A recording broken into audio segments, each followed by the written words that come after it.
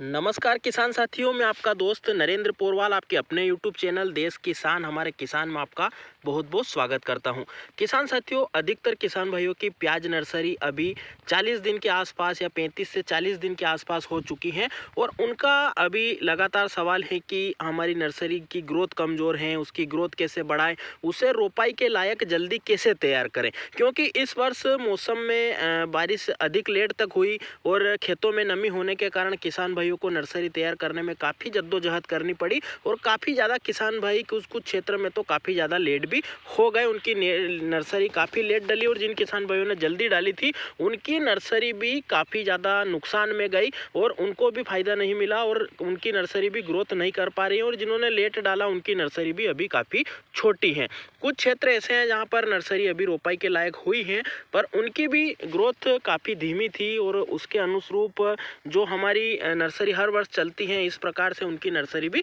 नहीं चल पाई। तो जैसे कि नर्सरी की जानकारी तो हमने शुरुआत से लेकर अंत तक हमारे वीडियो के माध्यम से चैनल पर आपको मिल गई होगी कि इसमें आपको नर्सरी डालते समय कौन से खाद डालने हैं, पहली सिंचाई कब करनी है, दूसरी कब करनी है, खरपतवार नियंत्रण कैसे करना है, यूरिया खाद कब देना है, साथ में कौन कौन सा पहला खाद देना है, टॉनिक कौन सा उपयोग करना है, या फिर जो फंगीसाइड जो कटने की समस्या या नर्सरी खराब होने की समस्या हो रही थी उस समय भी हमने वीडियो डाले थे कि नर्सरी को कैसे बचाएं, नर्सरी में रोग नियंत्रण कैसे करें, ऐसी सारी जानकारियां डाल दी हैं। पर अभी किसान भाइयों का मुख्य उद्देश्य है कि नर्सरी जल्दी से तैयार हो जाए, हमारा जो खाली खेत छोड़ रखा है उसमें हम नर्सरी लगाकर जल्दी से हमारी प्याज की फसल को तैयार कर सकेंगे, उनका मुख्य उद्देश्य है। तो उसी के बारे में बताएंगे कि प्याज की नर्सरी को जल्दी कैसे तैयार करें। तो पूरी जानकारी के लिए वीडियो में पूरे अंत तक बने रहें। वीडियो पसंद आए तो लाइक करें, ज़्यादा से ज़्यादा किसान भाइयों तक व्हाट्सएप फेसबुक पर शेयर करें और ऐसी ही महत्वपूर्ण जानकारियां जल्दी से जल्दी बिना देरी के प्राप्त करने के लिए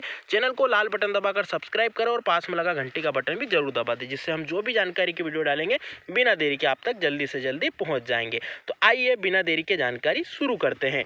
किसान साथियों, नर्सरी को जल्दी तैयार करने के लिए सबसे अच्छी चीज़ होती है अनुकूल मौसम। अभी ठंड चालू हो चुकी है 3-4 दिन से, पिछले 3-4 दिनों में टेम्परेचर काफ़ी तेज़ी से नीचे गिरा है और पारा जो है वो अब नॉर्मल से नीचे आ चुका है और दिन में भी थोड़ी ठंडक रहने लगी है और रात को अच्छी ठंड गिरने लगी है, जिसके कारण अब नर्सरी में रौनक बढ़ती जा रही है और ऑटोमेटिक रूप से ग्रोथ बढ़ रही है। तो अगर आपके खेतों में नर्सरी की अच्छी चाल है, अच्छी ग्रोथ है, तो उसके साथ आपको कोई छेड़छाड़ करने की आवश्यकता नहीं है। आप नॉर्मली जो फंगीसाइड इस्तेमाल कर रहे हो, एक 15 से 20 दिन के अंतराल का हमने बोल रखा है, तो उस अंतराल पे आप नॉर्मल फंगीसाइड या जो टॉनिक होते हैं उनका उपयोग आप कर सकते हो, जिससे कि ग्रोथ अच्छे से होती है। पर दिक्कत उन किसान भाइयों को है जहाँ पर नर्सरी काफ़ी छोटी है, पीली पड़ रही हैं और कुछ खेत में ऊपर की साइड अच्छी बड़ी हुई है तो नीचे अच्छी नहीं है, नीचे अच्छी है तो ऊपर नहीं है, उनकी एक समान नर्सरी नहीं जम पा रही है, या कुछ पौधे अच्छे तैयार हो गए हैं, कुछ पतले हैं, वो बारीक बारीक रह गए हैं, सघनता की वजह से बारीक रह गए हैं, तो उन किसान भाइयों को दिक्कत आ रही है। तो उनको अब स्पेशल ट्रीटमेंट कुछ ऐसा करना होगा जो कि हम आपको बताएंगे, तो वो इस वीडियो को समझकर अपनी नर्सरी को ग्रोथ दे सकते हैं। तो किसान भाइयों, सबसे पहले अगर आपकी नर्सरी जो है 25 से 30 दिन की है तो उसमें आपको निंदाई जरूर करवाना है, क्योंकि निंदाई का काफ़ी ज़्यादा असर प्याज नर्सरी में होता है। क्योंकि एक तो नर्सरी सघन होती है और उसमें अगर खरपतवार हो जाता है तो फिर वो नर्सरी ग्रोथ नहीं कर पाती है, क्योंकि नर्सरी काफ़ी नाजुक होती है और खरपतवार काफ़ी जिद्दी होता है। तो खरपतवार प्रतिस्पर्धा जो है प्याज की नर्सरी से करके जीत जाता है और प्याज की नर्सरी बारीक रह जाती है। तो सबसे पहले आपको निंदाई करवानी है और निंदाई करवाने के बाद में हमें नीचे से खाद, अगर आपकी नर्सरी 40 दिन के नीचे की है तो आपको नीचे से खाद उर्वरक देना है, नहीं तो 40 दिन के बाद की है और कम ग्रोथ है तो उसका भी हम ट्रीटमेंट आगे बताएंगे। पर अगर 40 दिन से कम की है तो आप उसमें नाइट्रोजन के लिए यूरिया की मात्रा ले सकते हो। अब यूरिया की मात्रा कितनी लेनी है उसकी बात करें तो जितनी नर्सरी आपने डाली है, जैसे 10 किलो नर्सरी डाली है तो 10 ही किलो आपको यूरिया लेना है और यूरिया के साथ में आपको 5 से 6 किलो जो NPK 12-32-16 है वो मिलाना है और उसके इसके साथ में आपको जैसे कि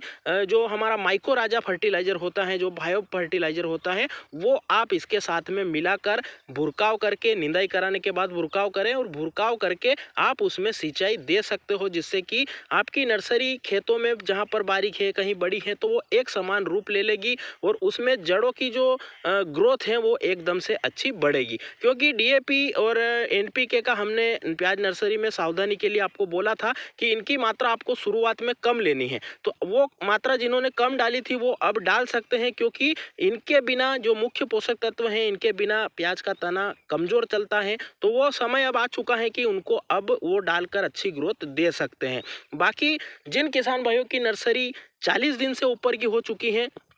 वो जो है माइको राजा और यूरिया डीएपी पहले निंदाई के समय दे चुके होंगे, तो अब उनको नीचे से नी भी देंगे तो चलेगा। वो अब स्प्रे करके या जो ऊपर से फोलियर स्प्रे करके प्याज की नर्सरी को ग्रोथ दे सकते हैं। तो वो जो है सिंचाई करने के बाद में कोई सा भी अच्छा सा टॉनिक ले सकते हैं। जो मैं उपयोग करता हूँ उन टॉनिक का नाम बताऊँ तो एग्रो स्टार का पावर जेल है, वो ले सकते हो। वो आप कैसे मंगाना है, कहाँ से मंगाना है, उसके लिए आप कमेंट कर सकते हो, आपके नंबर वहाँ पर डाल दीजिएगा, तो मैं एग्रो स्टार की ऐप पर नंबर डाल दूंगा और आप पर वहां से कॉल आ जाएगा। काफ़ी रीजनेबल और सस्ते रेटों पर आपको वहां पर जो प्रोडक्ट खेती से संबंधित मिल जाएंगे, तो आप कोई सा भी प्रोडक्ट वहां से मंगवा सकते हैं। तो पावर जेल जो कि मैंने पिछला स्प्रे किया था और आप नर्सरी की रौनक देख सकते हो, काफ़ी शानदार रिजल्ट उसका रहा है। तो पावर जेल आप ले सकते हो, या फिर जो कृषि रसायन का पोषक सुपर स्टार आ रहा है, लाल कलर के डिब्बे में आता है, वो भी काफ़ी अपडेट टॉनिक है, काफ़ी अच्छे से प्याज की नर्सरी में काम करता है।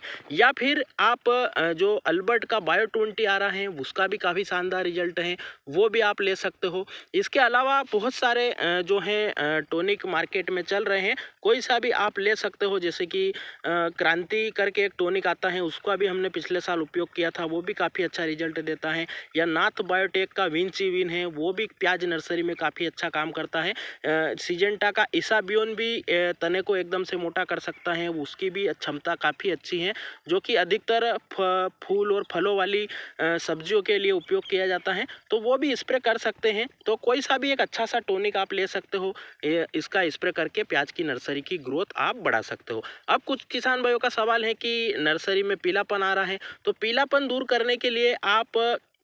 या तो टॉनिक ले सकते हो। ज़्यादा ही पीलापन है तो टॉनिक की जगह आप ह्यूमिक एसिड बेस्ड जो भी टॉनिक आते हैं वो ले सकते हो, जो कि आपकी नर्सरी को रोग प्रतिरोधक क्षमता अच्छी प्रदान करेंगे और जो पीलापन है वो ख़त्म करके एकदम से हरी भरी कर सकते हैं। तो जिन किसान भाइयों के यहाँ पर नॉर्मल है वो नॉर्मल टॉनिक ले सकते हैं, और जिन किसान भाइयों के यहाँ पर काफ़ी कम ग्रोथ लग रही है और पीलापन है, तो वो एक स्प्रे ह्यूमिक एसिड जो आता है हमारा, उसका स्प्रे कर सकते हैं, जिससे कि आपकी नर्सरी पीलापन दूर होकर अच्छी हरी भरी हो जाएगी। तो इस प्रकार से शेड्यूल बनाना है आपको। माइको राजा कब देना है, यूरिया कब देना है, निंदाई के बाद कौन सा खाद डालना है, वो भी हमने आपको बता दिया है, और स्प्रे के माध्यम से आपको नर्सरी की ग्रोथ कैसे बढ़ाना है वो भी सारी चीज़ें बढ़ा दी हैं। अब अगले वीडियो में हम बताएंगे कि आपको नर्सरी की रोपाई कैसी होने पर करना है, नर्सरी की रोपाई से पहले उसे उखाड़ते समय वो टूटे नहीं, उसके लिए कौन कौन सी टेक्निकल आप सिंचाई के साथ में डाल सकते हैं या स्प्रे के माध्यम से ले सकते हैं, वो सारी चीज़ें हम बताने वाले हैं। तो वो अगले वीडियो के लिए आप तैयार रहें। चैनल को सब्सक्राइब नहीं किया तो सब्सक्राइब करो, और ये जानकारी हमारी कैसी लगी